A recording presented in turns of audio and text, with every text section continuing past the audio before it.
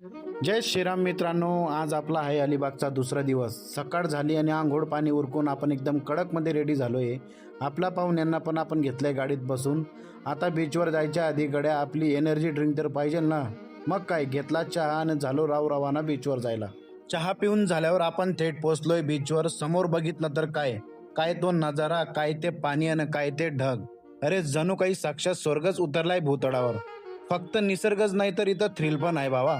बीचवर आल्यावर समुद्राच्या लाटांवर सुसाट धावणारी bumper ride, banana ride, jet ski तुमच्या अंगातली ऊर्जा एकदम वाढवून टाकते। आणि लहान पोरांसाठी तर उंटाची सफर आणि समुद्र किनाऱ्यावर धावणाऱ्या एटीव्हीज बाईक म्हणजे बच्चे कंपनी खुश।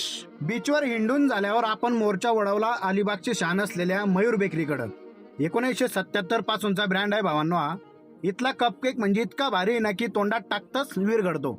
आणि प्रॅक्टिस तर सांगूच नका, नांदाच खुळा आहे, एकदम अति स्वादिष्ट लागतो सर्वांचा। तिथून निघून आलो कोकणी फूड आणि मेळाव्याच्या दुकानात।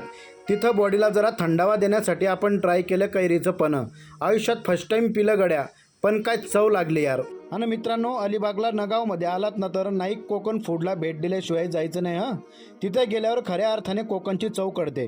घरगुती मसाल्यांपासून तर थेट खाजा, पापड, लोणची आणि बरंच काही। शॉपिंगचा बोमाटा करून आता निघायचं होतं मुंबईला। गाडी बोलली मला पण भूक लागली। मग काय, गाडीचा गच्च सीएनजी भरला आणि मारली मुंबईची वाट। प्रवास करून करून पोटात कावडे ओरडत होते, म्हणून एका तगड्या हॉटेलला गाडी थांबवली आणि हाणली बक्कड थाळी।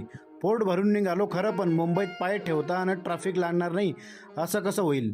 वेस्टर्न हायवेच्या ट्रॅफिकमधून कसं बसं रस्ता काढत कस्टमरच्या लोकेशनला पोहोचलो आणि त्यांना सुखरूपपणे ड्रॉप केलं। चला तर मित्रांनो, भेटू अशाच एक नवीन आणि लय भारी प्रवासात। तोपर्यंत राम राम।